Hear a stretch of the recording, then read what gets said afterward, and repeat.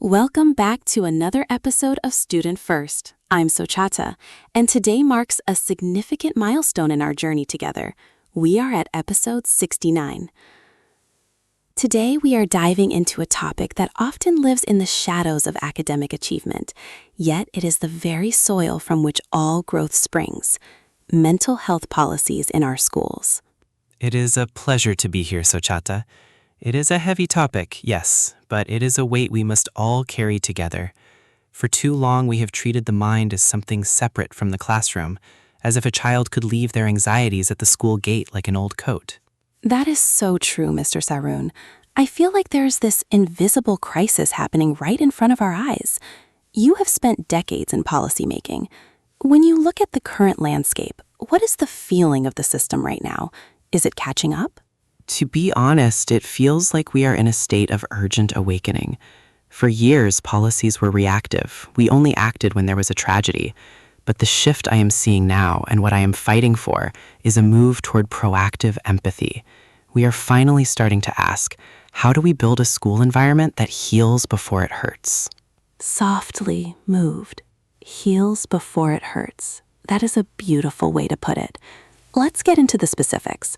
One of the most talked about policies lately is the student-to-counselor ratio. In many places, it is staggering: one counselor for hundreds of students. Concerningly, how can we even call that a support system?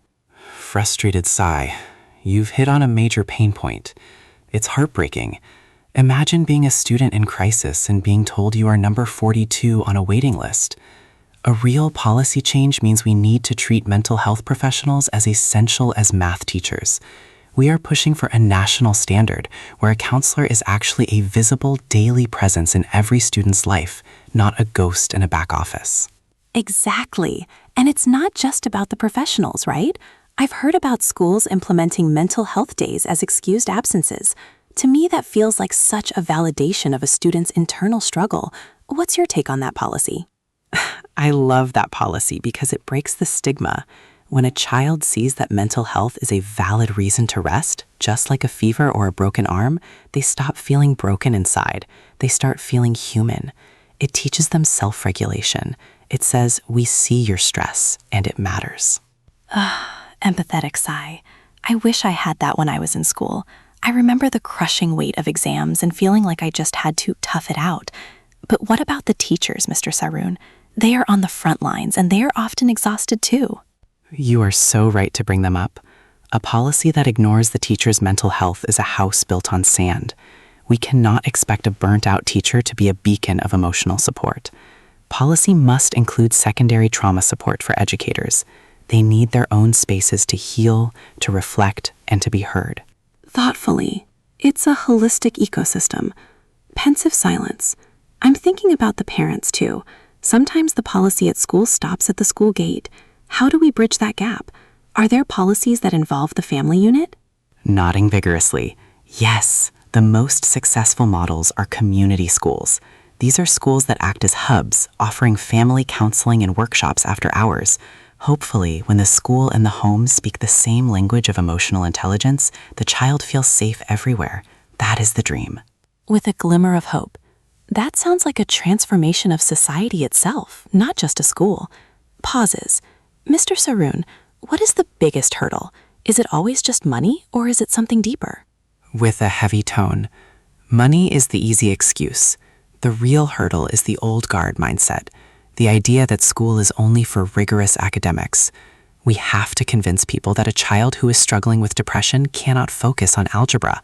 Mental health is the foundation of academics.